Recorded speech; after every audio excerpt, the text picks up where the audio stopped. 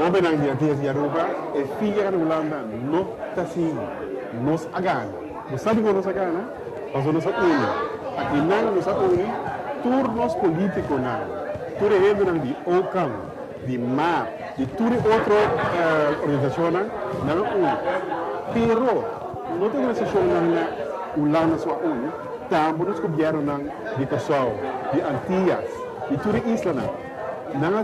Nós juntos nós logra de que é via tem os caminhos. Nós estamos mais orgulhosos. E a coisa mais importante está por isso ser juntos. E agora aqui nós temos uma tarefa.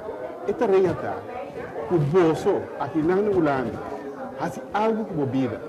Escreve o mês em. Só que não pode ajudar com o trabalho, não pode ajudar com o caso, não pode ajudar com se tem problema. Pero, se você é na gemeente, mas é coisa mais importante nisso. E ter coisa que devia é que começar, mas sobre a visa, que nós antigamente nós não escrevi na gemeente. Assim é assim.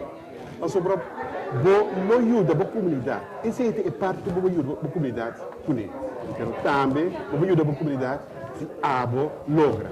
Lá que nós tur, fini aí aqui, lá que nós tur goza, com den união, nossa gana e com união sempre nós gana força.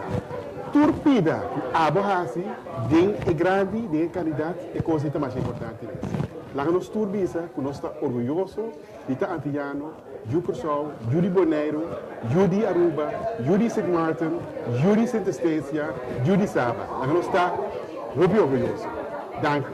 Glenn, hope na que tem êxito. O que na quase quando ele tem contato com o OCAN, para nós por exponer público também na Nanglogro.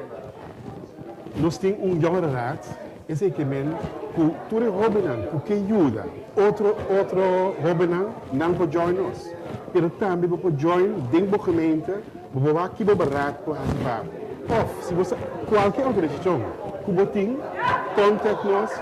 Contact beraden para os vaconos ajuda, bolso, temos uma organização, mas sobre o manejo que também, e de ano 2010, está com nós mesmos, não ajuda nós mesmos. Esse é que mesmo, é manejo que a Holanda, que é riba, está, não somente para antiano, mas muito para antiano. Esse é que mesmo, nós necessitamos nos força de esse. Pues, Robin, botamos chance, mas bem olhando para o futuro, você.